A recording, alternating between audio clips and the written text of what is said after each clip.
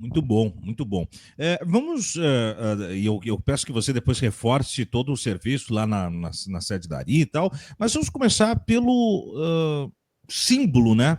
Você tem as confissões, e eu não digo de um torturador, eu digo do torturador, né? O Ustra foi o grande símbolo da indignidade de tortura que marca essa passagem obscurantista do nosso passado nem tão passado, que é a ditadura.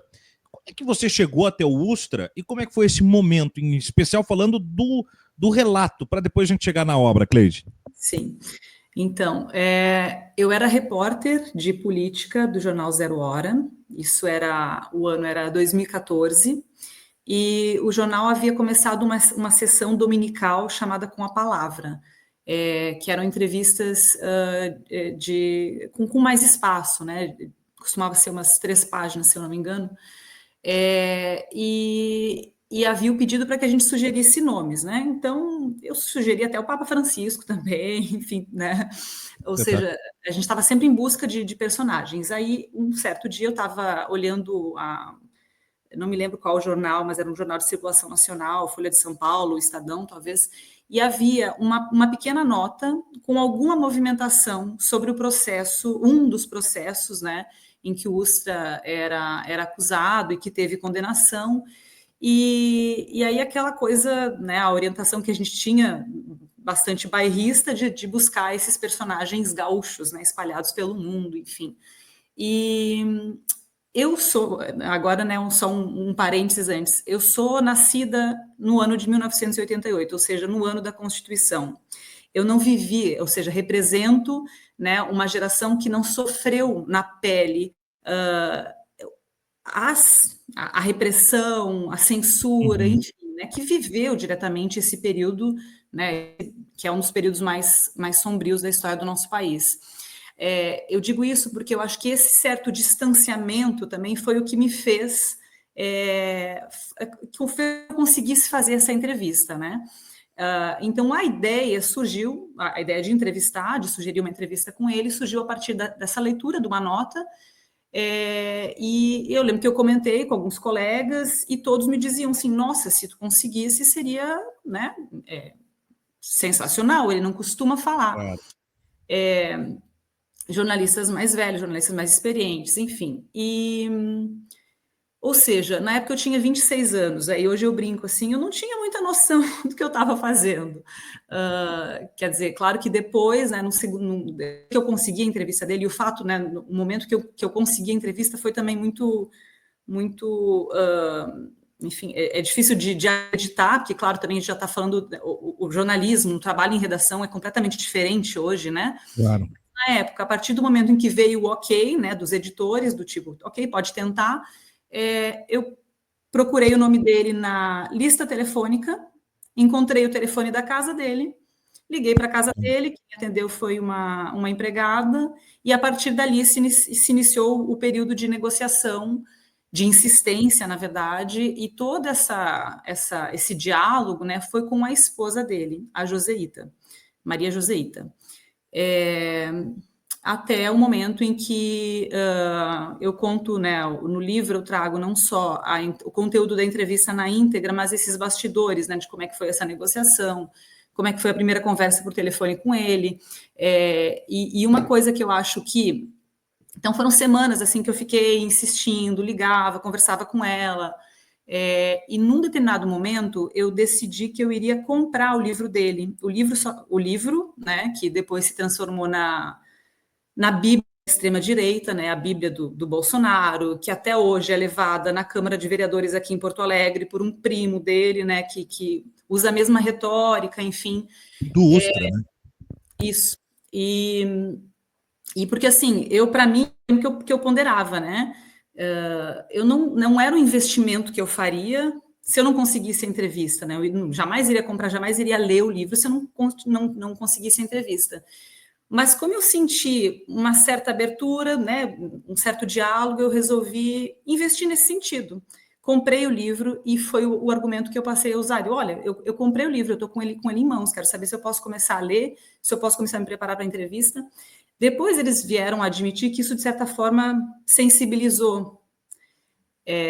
Então, foi o que eu acho que acabou abrindo portas, e claro, também, né, eu, uma jovem repórter em início de carreira, não representava grandes ameaças, né, uma grande ameaça, se fosse, enfim, um jornalista mais experiente, um Moisés Mendes da vida, ou alguém que tivesse, né, o Elmar Bones vai participar, né, que fundou a Cojornal, que teve um trabalho, uma atuação assim na época da ditadura, e mesmo como, né, de resistência, assim, outros colegas, né, então eu não representava nenhuma dessas ameaças, né, então acho que houve aí um alinhamento, assim, de estrelas, uma série de fatores que fez com que eu conseguisse.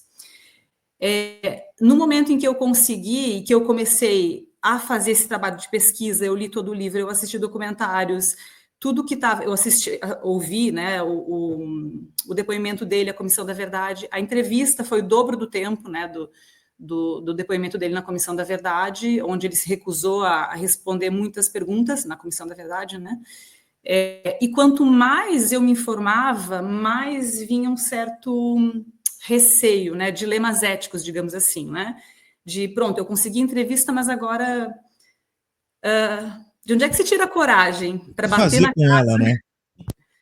de cumprimentar, de apertar a mão, né, de uma pessoa com esse histórico? E foi quando eu decidi conversar com o seu Jair Krischke, que é quem assina o prefácio do livro, que é o presidente do Movimento de Justiça e Direitos Humanos, que é conhecido, né, como caçador de torturadores, que na época da ditadura fez todo esse trabalho de ajudar pessoas, né, a fugirem do Brasil, né, para essa rota aqui pelo Rio Grande do Sul.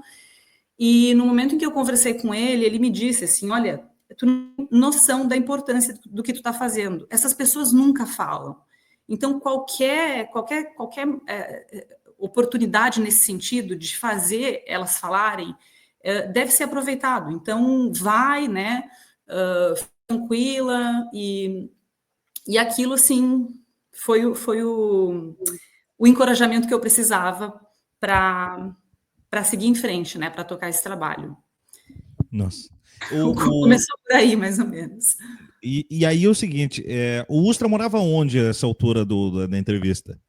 Ele morava em Brasília, numa região nobre lá de Brasília, Asa Norte, talvez, já não me recordo exatamente a localização. Você entrevistou ele virtualmente, por telefone, ou foi lá?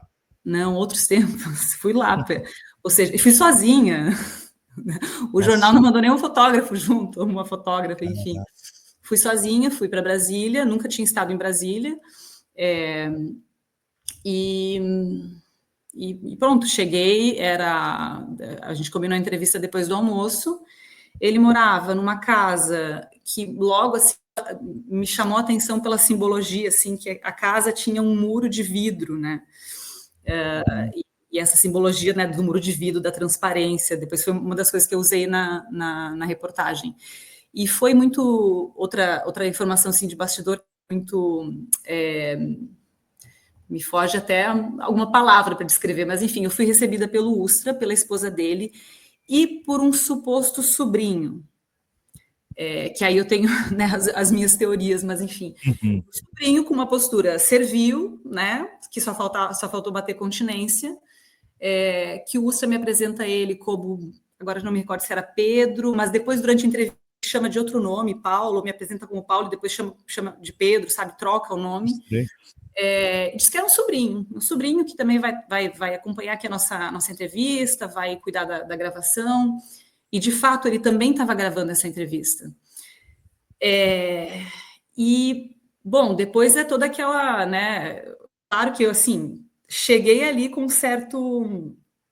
bastante medo depois, né, que eu me dei conta de fato quem era a figura, o que eu estava fazendo lá, e claro que ao mesmo tempo eu pensava, tudo bem, são outros tempos, né, né, vai correr tudo bem, mas, enfim, eu me preparei bastante, então eu tinha algumas perguntas já formuladas, outras foram surgindo no decorrer, procurei começar a começar, não a entrevista, né, porque para mim é muito claro, assim, a pergunta que começa a entrevista e antes o que foi o preparo, né, aquela, né, que no jornalismo a gente, assim, que naquela fase de dar uma maciada, né, de quebrar o gelo, Isso. né? que foi o meu primeiro contato, assim, foi perguntar, né, bom, quanto tempo o senhor não vai no Rio Grande do Sul, né, como é a sua relação com o Rio Grande do Sul, e aí, enfim, ele foi falando, e aí, no momento em que a entrevista de fato começa, que essa foi a primeira pergunta usada no jornal, e aí, até hoje, assim, enfim, quando releio essa pergunta, me vem tudo o que eu estava sentindo naquele momento, né? Nossa. Que eu começo a listar todos os crimes dele. Olha, o senhor chefiou o DOI-CODE de 70 a 74, nesse período 50 pessoas foram mortas, mais de 500 foram torturadas, o senhor é acusado de tortura, ocultação de cadáver, blá, blá, blá. O senhor tem dormido bem à noite? E aí começa a entrevista. Pesado. E eu acho também, assim, a forma, né? Claro que ele respondeu que sim, que ele dormia, sempre dormiu bem, graças a Deus, que não tem nenhum problema de consciência, e aí ele começa a falar de todos os processos, né, em que ele é acusado. Bom, ele poderia ter me mandado embora nesse momento, e não sei por que razão ele não mandou, enfim, a entrevista, ele não se recusou a responder nenhuma pergunta, e depois toda a entrevista foi assim, foi intercalando, né, esses momentos mais tensos, né, com umas perguntas mais difíceis e outras perguntas, bom, enfim, o que ele achava do governo Lula e Dilma, né, a opinião dele sobre alguns assuntos, assim, da atualidade. Olha, o nosso chat aqui, ele tá meio arrepiado, né, quando você vai falando, o pessoal dizendo do quanto você teve coragem e o quão difícil deve ser. E eu fico remontando assim, né, quando você vai falando um filme, né, tentando construir, colar um filme aqui desse cenário, e ele é de fato único, né, e de muita coragem. Cleide, quando você disse assim, né, eu cheguei lá e tal, daí fui para entrevista, só então eu fui mais ou menos ter o insight do que era, no grau de ser uma jovem jornalista, mas em especial uma pessoa jovem, em que pese no passado nós tínhamos um pouco mais de acesso desde tenra idade às violações da ditadura do que agora, né? Eu fico até feliz como professor de filosofia que sou, de ver que 2024/25 tem sido uma oportunidade de reaquecer essa pauta também em caráter escolar, porque ela vinha muito mitigada, viu? Eu tenho memórias de já nos anos pós-pandemia agora, retorno de pandemia, ter que parar minhas aulas de sociologia e filosofia para dar história, porque os alunos nunca tinham tido acesso, né, às memórias da ditadura. Mas você, quando chega lá, tipo, onde é que eu quero chegar? Você tinha dentro da consciência mesmo assim a extensão criminal desse cara, ou é algo que só caiu a ficha quando viu ele assim, do tipo, eu vim a Brasília para entrevistar um matador, né? Sim, sim. Como é que foi isso, assim? Sim, sim. Não, essa noção dos crimes e tal, o que eu digo só é que é diferente do período de ser alguém que viveu aquele período, depois, né, acho que essa geração, assim, que já nasceu num país, né, que eu digo assim, a Constituição é um marco de um país que foi idealizado, né, mas mesmo assim, na escola, as referências que eu tinha muito era, né, não é também, não havia, acho que uma profusão assim de documentários, né, de acessos que faz com que esse conteúdo, que a gente absorva esse conteúdo de uma outra forma, né, como quem tenha vivido mais diretamente. Então, claro que assim, né, eu tinha noção de todos os, tinha conhecimento, né, dos crimes e de todas as acusações, mas com esse distanciamento e aquela postura de que hoje eu entendo de uma forma completamente diferente, né? Da certa neutralidade, né? Da suposta imparcialidade do jornalista, né? E foi o contraponto que eu tentei trazer no livro, porque que o livro traz com uma visão muito mais crítica e completa, né? E muito mais aprofundada do que uma entrevista, porque claro. E eu acho que isso foi o que depois também acabou me motivando a escrever o livro, porque e a começar pelo título, eu procurei de alguma forma marcar, né, ou seja, a usar o termo, né, torturador, ou seja, confissões de um torturador, já para deixar claro sobre o que se trata, né?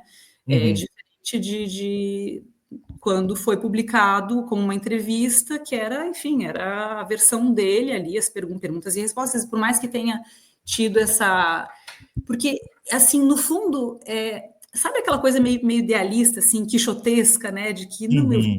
conseguir alguma coisa, eu vou conseguir, ele vai, em algum momento, ele vai admitir. Eu não deixava de ter essa esperança um pouco ingênua, mas o que aconteceu na entrevista foi que, assim, o Ustra morreu negando, né, todos os crimes que ele cometeu. Agora, a entrevista, ela é de uma riqueza, porque tem tanta coisa, assim, não só sobre os crimes, enfim, ela é muito rica com as contradições, com Uhum. o que está nas entrelinhas, né?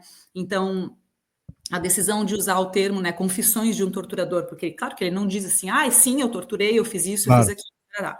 Ele nega, diz que, né, não tem peso na consciência, mas aí, por exemplo, no momento que eu começo a insistir, e aí eu trago de novo, assim, referências do livro dele, né, e essa para mim é o exemplo mais marcante, que eu, num determinado momento, começo a perguntar para ele sobre, e cito o livro e digo, olha, no seu livro o senhor diz que quando uma pessoa era capturada, se iniciava uma batalha contra o tempo, barará, barará, barará. Como é que vocês faziam, então, para conseguir as informações que vocês precisavam, né, tendo em conta essa questão do tempo? E aí é quando ele diz, a gente fazia o interrogatório contínuo, deixava a pessoa sem dormir, tentava vencer pelo cansaço. O que é reconhecidamente um tipo de tortura, né, a Claro. privação de sono, interrogatório contínuo, enfim. Então vem disso, né, o insight para usar o termo confissões de um torturador. Isso depois também acabou sendo reconhecido, que nessa entrevista, né, de certa forma, tem essas confissões, né, ou pode-se considerar o que é mais perto de uma confissão, né, que ele chegou. Então, não sei se respondi Não, a tua respondeu. E você entrevista ele em 2014, ele morre em 2015. Né? Não sei se chegou a fechar até um ano da entrevista, mas no ano seguinte ele morre. Quando você Sim. recebe a notícia, o Ustra morreu, que tipo de impacto isso causa? Né? Uma vez que, bom, você tinha o último depoimento dele ali. Esse trabalho ele foi traumático, digamos assim, né? Imagino.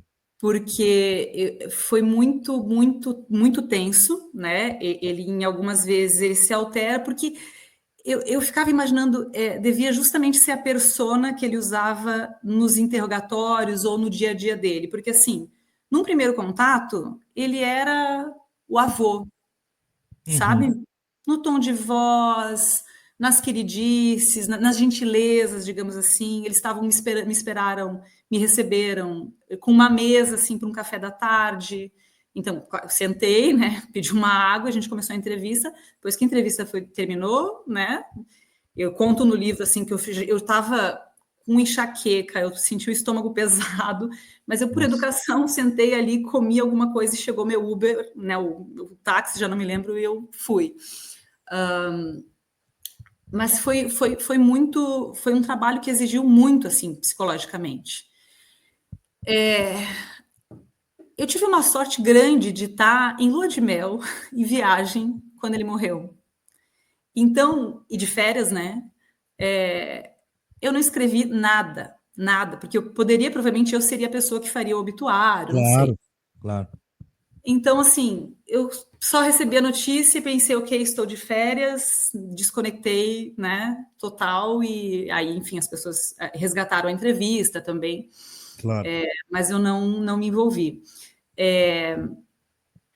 E acabou por ficar, então, nesse lugar de, né, claro que eu exagero, né, quando eu digo trauma, porque, enfim, não se compara, né, a trauma por quem tinha conhecido ele em outra época, quando ele era chefe do DOI-CODE, ou que tenha, enfim, tido a infelicidade de ficar sob enfim, né, de ter vivido diretamente os horrores, né, mas é uma pessoa que carrega todo esse histórico, né, e claro que, ao mesmo tempo, a gente, como jornalista, tem o dever, né, de ir atrás desses relatos também, dessa busca pela verdade, né, esse papel também de contribuir com a preservação da memória, mas, enfim, tem um impacto. Então, Claro. quando a entrevista foi publicada, o que foi mais marcante para mim assim é que eu recebi muitos elogios de pessoas dos movimentos de direitos humanos, de ex-presos, pessoas que me escreveram e que eu fui guardando de alguma forma, assim, algo dizia que eu tinha que guardar essas coisas. Eu não pensava em nada, eu só pensava em guardar, mas não tinha um propósito naquele momento, né? Mas o que foi mais assustador foi que eu recebi elogios, né, de pessoas que idolatravam ele também, de que bom, né, que saiu, foi a manchete do jornal de domingo, foram 4 páginas de entrevista. No dia Fosse uma seguinte, humanização dele, eles enxergaram como uma humanização. porque, né, é aquela coisa como é que é? Da faca com os dois gumes, né? Quer Uhum. dizer, sempre tem a leitura de que é um espaço, né, para a pessoa falar aquilo com que muita gente concorda. E, ou seja, em 2014, a gente vivia o quê? Vivia o ano que o ovo da serpente ali já estava sendo chocado. Sim. Bom, depois eu saí do jornal em 2017, foi quando me mudei para Portugal, onde eu moro até hoje, né? E foi também assim assustador observar como, bom, logo depois de 2016 teve o voto do nosso ex-presidente, que é a pessoa, e é o que eu uso no primeiro capítulo, que foi outro marco também significativo, que é a partir daquele voto no impeachment que a memória do Ustra passa a ser exaltada. Né? Não sei se você se recorda, mas Claro. depois começaram a ter os protestos e, né, os próprios filhos do Bolsonaro apareciam com aquelas camisetas Camisetas. Ustra vive, né? Então foi meio que sintomático também dessa tormenta social, né, desse período que viria na sequência. E o que eu ia dizer é que o que me chamou muita atenção foi que eu vi na casa do Ustra, eu vi no livro dele esse discurso, essa retórica exatamente a mesma. Então, de onde veio a fonte de onde Bolsonaro, né, extrema direita foi, onde eles foram buscar, né, Uhum. muito desse discurso que depois, enfim, né, tomou conta. É impressionante como as coisas vão se conectando e criando a roupagem dessa postura de golpe. Outro dia eu falava com o historiador Chico Teixeira, né, professor da UFRJ, especialista em direito em história militar em especial, e eu dizia, né, lá atrás, quando a gente pega o almirante, o general Bonnier, né, que não foi punido e que foi depois, muito mais do que isso, foi anistiado, né, que tentou o golpe no Juscelino, é anistiado na sequência, e ele se torna uma peça protagonista de um golpismo que depois se estabelece, né, e vai ser chefe de departamento que tortura do Rubens Paiva ao Stuart Angel, passando pelo Anísio Teixeira também, né, entre outras condições. O mesmo acontece agora, né? O Ustra morreu num conforto, você disse, numa bela casa no Rio de Janeiro. O Belian tem uma bela casa em Brasília, você falou. O Belian tem uma bela casa no Rio de Janeiro. Esses caras não foram punidos. E não sendo punidos, eles tiveram os caixas baixas da época, né, que eram seus ajudantes de ordem, os mauricídios de Bolsonaro, dos Ustra da vida, eram mais do que Silvio Frota e outros caras, eram Braga Neto, eram General Heleno. Aqueles que estavam ali no derredor dos caixas baixas se tornaram os linha de frente do golpe de agora. Por isso é importante um processo de ruptura institucional com a estrutura golpista, em especial dos militares, e esse tipo de material toca nesse lugar, ao meu ver, Cleide, que é onde eu queria tocar agora, chegar, que certamente em algum momento você deve ter tido algum grau de crítica mais assodada e apressada das pessoas que não conseguem fazer a diferenciação da denúncia para a apologia, né? E acham que todo o espaço destinado a um trabalho jornalístico, ele vai alçar algum tipo de valorização pelo declaratório.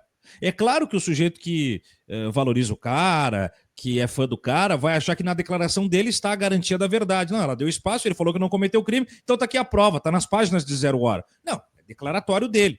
Mas eu, constantemente, dos meus espaços jornalísticos, seja aqui, seja no Diário do Centro do Mundo, eu rechaço a lógica de que nós não devemos ouvir essas pessoas. Não, nós não devemos debater com os caras da extrema-direita, nós não devemos ouvir. E eu conversava com o Breno Altman, colega jornalista lá do Opera Mundi, outro dia sobre isso. O Breno foi ouvir o Glenn Greenwald.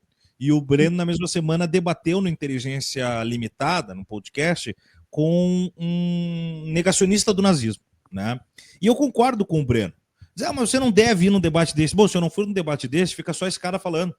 E se esse cara ficar falando, é o que está contaminando as pessoas de forma a ser um negacionista de tal modo que hoje as pessoas acreditam na terra plana, que a vacina é isso, que é aquilo. Para ouvir o Glenn outrora foi considerado um herói. Né? Foi o cara que, na Vaza Jato, ajuda a desnudar toda a criminologia que estava por trás dessa farsa. E depois ele tem uma virada, e hoje servindo aos interesses de uma extrema-direita global, inclusive. Mas ele tem um ponto, ele tem o seu argumento. Como é que eu vou saber se eu não ouvi-lo? Então eu vou entrevistá-lo. Eu, particularmente, como jornalista, eu tenho o maior desejo de entrevistar as figuras mais nefastas da história. As pessoas ficam dizendo, mas isso é meio maluco. Não, eu digo, eu gostaria de estar no teu lugar, Cleide. Eu gostaria de ter entrevistado o Ustra. Por quê? Porque do lado mais psicológico da construção de uma história factual está o personagem. Quem ele é e por que ele é só vai se provar se ele falar. Ele só vai falar se alguém ouvi-lo. E na lógica que nós temos hoje, em que tudo é meio que bifurcado, né? Você vai para a editoria de esporte, o esporte está assim, né? E eu venho da editoria de esporte. São Paulino cobre São Paulo, Colorado cobre Inter, gremista cobre Grêmio. Na política, eu trabalho aqui em canais progressistas, mas daí são progressistas falando para progressistas. Sim. Então, quem é que ia entrevistar o Ustra? A Jovem Pan? Sei lá, o Brasil Paralelo? Revista Oeste? Bom, então nós nunca vamos ter nada do Ustra que vale a pena ser ouvido. Só vai valer se vier alguém com a espinha ereta da dignidade da profissão, que é o que você fez, ouvir esse cara. Aí a história está sendo contada. Você consegue conceber, e eu dei todo esse giro para chegar no lugar que você é importante como peça de fio condutor para contar o último ato de um personagem histórico do país? Você consegue ter essa percepção? Sim, foi o que moveu também, né? Na verdade foi isso, assim, eu sempre tive essa sensação, né, que eu digo um senso de dever histórico e jornalístico de resgatar esse trabalho, justamente por todo esse esforço que foi feito, pela importância histórica, né, que acabou por ser a última entrevista dele. Foi a última entrevista e foi uma das raras entrevistas, assim. Eu, na época, já fazendo as pesquisas sobre ele, e mesmo agora, assim, eu não encontrei nada que tenha saído nesse formato, assim, de pergunta e de resposta. Uhum. Acho que teve uma vez que ele recebeu alguém da imprensa, e aí saiu uma reportagem, mas não saiu nesse formato de entrevista mesmo. E que, claro, né, a entrevista, imagina, foram 2h30, ela tem muitos aspectos, né? E um deles, por exemplo, que aí é a importância mesmo da gente ouvir essas pessoas e né, entender por quê, como é que o Ustra, né, se formou, como é que ele foi parar. Ali ele tem uma informação que eu fiquei durante muito tempo assim remoendo. Eu cheguei a pensar em fazer até uma biografia dele, mas biografia biografia não é comigo. Vai ser a história da última entrevista e pronto, e não quero mais... Né, quero tirar esse fantasma dos meus ombros e lançar para o mundo. O livro é um expurgo desse fantasma da entrevista? Totalmente, porque, né, então eu não só trago o conteúdo da entrevista na íntegra, como eu procurei ouvir a ideia inicial. Ele acabou por ser o livro possível, né? Eu tinha também outra ideia, que era trazer mais depoimentos de pessoas que tenham sido diretamente torturadas por ele. Eu trago 2 depoimentos que eu fui atrás dessas pessoas e eu ouvi novamente essas pessoas, né? E aqui eu me deparar com uma dificuldade que, assim, as pessoas, por mais que tenha passado, né, 60 anos do golpe, as pessoas não querem falar. Uhum. Ou elas já falaram muito, ou seja, tem alguns nomes, né? A própria Amelinha Telles, né? Que é uma figura central, e no livro eu também conto isso, assim, como mulheres tiveram um papel fundamental para o Ustra ter morrido, pelo menos com esse carimbo de torturador. Uhum. Uhum. Claro, ele morreu impune, ele tinha uma casa confortável numa região nobre de Brasília, ele fazia acupuntura, ele levava o neto dele nas consultas médicas, a mulher no médico, passava 4 horas respondendo e-mails do site que ele e a esposa dele tinham, né, na época, que era A Verdade Sufocada, enviando livros, o livro dele, né, para todo o Brasil, mas assim, ele não teve paz, digamos, né, porque tudo começou com a denúncia da Beth Mendes, Exato. atriz e ex-deputada, em 85, ou seja, logo ali na reabertura, que ela encontra ele como adido militar, ou seja, com um certo prêmio, né, no Uruguai, e faz a primeira denúncia pública. Depois vem a Janaína Telles, que teve a ideia, né, a ideia genial. A Janaína é filha da Melinha, tem um livro, inclusive, sobre o processo, né? Esse processo da família Telles, que se Uhum. chama Ilícito Absoluto, do jornalista Pádua Fernandes, que conta a história desse processo, porque foi com esse processo, e quem teve a ideia foi a Janaína. A Janaína, como eu estava dizendo, é filha da Melinha, a Melinha foi presa, e é aquele caso emblemático de que a Janaína e o irmão dela, né, o Edson, eram levados crianças, né, para Uhum. ver os pais torturados. Torturados. É. E a Janaína, ali pelos anos 2000, teve a ideia de fazer uma ação declaratória, ou seja, essas pessoas estão protegidas pela lei da anistia, mas nada me impede, né, de entrar com uma ação pedindo só para a justiça declarar, reconhecer que ele torturou, né? Porque, ou seja, claro que ele ficou com esse rótulo de torturador, mas ele não era o torturador que colocava a mão na massa, ele era o chefe da estrutura, né? Que de vez em quando, né, participava das sessões, enfim.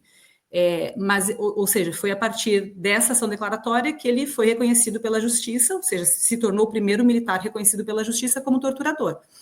E depois, né, vem a Dilma, nossa primeira mulher presidente, que faz toda essa ação, esse trabalho de instituir a Comissão Nacional da Verdade.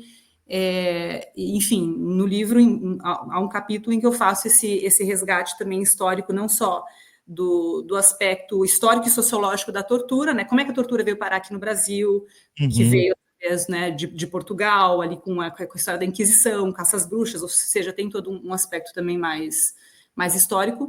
Esses depoimentos, que era o que eu estava falando antes, da dificuldade de conseguir esses depoimentos, Uhum. que as pessoas ou já falaram bastante ou não querem mais falar, ou não falam sobre isso, né? Por exemplo, tem pessoas que falam sobre o período que elas estiveram presas e tal, que são até militantes e atuantes no sentido de denunciar, mas que não falam sobre a tortura. E aí, por fim, um outro aspecto, então, que me deixou assim um pouco mais tranquila com esse trabalho foi que eu peguei o relatório final da Comissão Nacional da Verdade e procurei todas as vítimas, as pessoas que foram mortas ou desaparecidas, e que o Ustra aparece na cadeia de autoria. Porque, Uhum. não sei se sabe, mas nesse relatório da Comissão Nacional da Verdade, eles trazem o nome das pessoas, né, uma biografia, e aí no final eles colocam essa cadeia de autoria, ou seja, desde o presidente da República até quem comandava os órgãos repressivos, né, ou diretamente Uhum. torturador, enfim, os agentes, né, mais diretamente envolvidos. E eu acho que esse trabalho nunca havia sido feito, assim, de pegar essas pessoas a partir do relatório, ou seja, são pelo menos 60, eu identifiquei pelo menos 60 pessoas que foram mortas, né, ou desaparecidas, e tem o Ustra como um dos autores. E é isso que eu acho que acabou por ficar mais completo e que, de certa forma, né, eu espero que tenha essa proteção, digamos assim, né? Uhum. Isso não é uma Uhum. apologia, isso não é um livro a favor dele, isso é uma denúncia, isso é um documento histórico, né? E é assim que ele deve ser lido, né? Como um documento histórico. Eu bato muito nessa tecla. Em todas as minhas linhas de atuação, eu, além de jornalista e professor e viver a sala de aula, eu também trabalho com cinema. E muitas vezes eu bato isso sobre o cinema. As pessoas pegam um filme que, sei lá, vamos fazer um filme agora sobre o nazismo. Meu último trabalho é justamente sobre isso, uma história ficcional e tal, né? Que aborda um integrante da FAB, dos pracinhas nossos aqui, num romance com um italiano e tal, e que vai lutar contra o contingente nazista em Monte Castelo. Mas daí você faz um filme a respeito disso, e aí, imediatamente, quando a estética de fardamentos nazistas surgiram nas redes sociais das pessoas envolvidas com o filme, o ator Nicola Cidi, né, entre outros, as pessoas, mas está fazendo uma homenagem ao nazismo. Eu digo, não, só um pouquinho, gente. Nem tudo é apologético. É denunciante, porque ele não pode perder o espaço de estar vivo na memória das pessoas, né? Não é como se eu dissesse assim, vá lá e leia o Mein Kampf, olha, uma suástica, que interessante. Não, pelo contrário. É a criminalização ali da homossexualidade. O filme fala sobre como os homossexuais foram perseguidos pelos nazistas, e isso sempre é colocado num plano menor com relação a judeus e outros grupos específicos, mas eu preciso da filmografia, eu preciso da literatura, eu preciso do jornalismo para que isso nunca fique abaixo da linha da contação da história, né? E aí pego muito nessa tecla, né? Pô, vamos fazer um filme que denuncia um... Eu concorri no Festival de Cinema em Los Angeles no final do ano agora. Um dos filmes que estava lá era o Maníaco do Parque, né, sobre o Maníaco do Parque. E as pessoas disseram, pô, mas homenagearam o Maníaco do Parque. Eu digo, por que homenagearam, gente? É uma denúncia sobre um dos principais criminosos, né, desses grandes monstros de crimes sexuais que teve no Brasil, porque justamente vai se apagando também da memória esses personagens, e novos vão nascendo sem que as pessoas se toquem da monstruosidade do que são capazes, né? Talvez se você falar assim para um bolsonarista hoje, olha, se o Bolsonaro tivesse dado o golpe, nós teríamos um novo Ustra. Talvez nem ele saiba o que significaria o Ustra, a menos que tenha esse material. Daqui a pouco ele entende.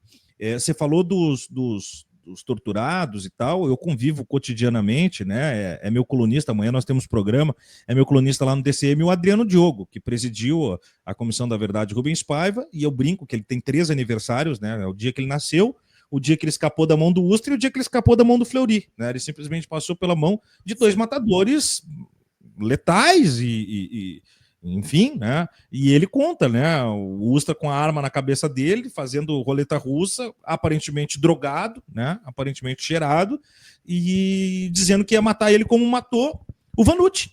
E o Vanucci estava do lado dele, né? Era amigo, colega de geologia na Federal e assassinado pelo Ustra.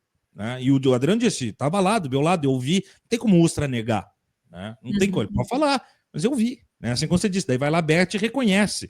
Então, mas o Ustra negou até para Cleide na última entrevista, mas não é sobre o que ele diz. Não é sobre o que ele diz, mas ele tá lá. Ô, Cleide, para a gente caminhar o nosso papo, eu vou botar na tela a capa do livro e vou pedir para você reforçar o serviço, e ao reforçar o serviço, que você também, ao convidar o pessoal que estiver em Porto Alegre, e se tiver outros lançamentos em outros lugares, você, por favor, nos atualize.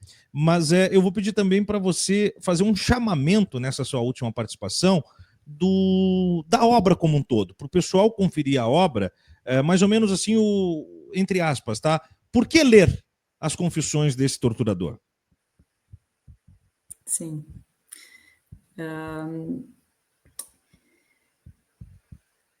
Já está? Já posso falar? Deixa eu botar na tela aqui. Aqui. Agora foi. Foi, agora está lá. Certo. Só antes uma observação também. Essa ilustração da capa, ela foi feita pelo Arthur Scavone. Ele é uma das pessoas que eu entrevistei, ele é jornalista, ele tem uma atuação também bastante significativa nessa função, né, de preservar a memória desse período. Isso é uma xilogravura que ele fez durante o período em que ele esteve preso. Essas obras, elas eram assinadas como PPSP, Presídio Político de São Paulo, que era a forma, né, dele denunciar, enquanto estava preso, os horrores que vivenciou, né, e ele passou por vários lugares, se eu não me engano, ele teve acho que uns 5 anos preso. Bom, por que ler esse livro? Eu acho que a gente tem... é o tipo de história que precisa ser contada, né? Que, ok, embora o personagem enfim, não merecia, né? Mas é preciso, e eu acho que é importante a gente constantemente relembrar o que aconteceu, né? E ter essa postura de lembrar, né? De lembrar, como diz aquela célebre, né? Enfim, a frase que se repete, né? Preciso lembrar para não esquecer. Então, por nós, pelas futuras gerações, né? Por quem está aí, justamente no momento em que a gente vê que as coisas se repetem, né? Que os discursos se repetem. Eu hoje moro em Portugal, enfim, no mundo todo, né? A extrema direita está em ascensão e as estratégias, os discursos se repetem. Então, também o que os ativistas, né? Seja dessa questão assim da memória, né? De se preservar a memória, a verdade e a justiça, né? Que no nosso caso faltou ali a justiça, né? Nós ficamos só na questão, e ainda assim com um trabalho que não né, um trabalho, o dever de casa que a gente não, né, como sociedade não fez, ou é um trabalho que a gente deve fazer constantemente, isso de rememorar, né, e nós, no nosso país, né, a gente não tem uma data, como eu sempre faço essa comparação, não tem como não fazer, porque é o lugar onde eu vivo hoje. Portugal tem o 25 de abril, então todos os anos, né, há mais de 50 anos, se lembra do dia em que a ditadura teve fim, a mais longa ditadura da Europa. No Brasil nós não temos isso, nós sempre tivemos a data de lembrar o golpe, né, a data do golpe, o 31 de março ou o 1º de abril, e acho que só, né, com essa decisão de relembrar o golpe, já dá margem para esses saudosistas, né, dessa época. Então, acho que, como sociedade, é um dever que nós temos, né, de preservar a memória, né, a gente deveria ter museus, o próprio DOI-CODE, quantos anos, né, esse impasse de transformar em museu, com essa demanda, mas até pouco tempo atrás, eu posso estar errada, mas até a última informação que eu tinha, ainda funcionava como uma delegacia, uma estrutura policial, enfim, Sim. né? Então, a gente deveria ter essas datas, livros, documentários, o Ainda Estou Aqui, né? Que coisa sensacional que aconteceu, né? Não só por ter, enfim, ter ganho o Oscar, mas a campanha que foi, e esse papel de preservação da memória, né? Porque o risco de retorno, de retrocesso, ele é permanente. Né? A gente não é algo que não foi superado, é uma cicatriz que está aberta ainda, né? Então, por isso que eu acho importante a gente trazer à tona, né? A gente lembrar quem foram essas pessoas e para ter os argumentos e para não deixar justamente essas pessoas, então, que tentam reescrever a história, contarem sozinhas, né? A sua versão, ou enfim, eu acho que é mais ou menos por aí, acho que é um dever como sociedade. Aquele dito popular africano, né, que enquanto o leão não contar a história, a gente só vai ouvir a versão do caçador, né? Uhum. Então, é mais ou menos isso também.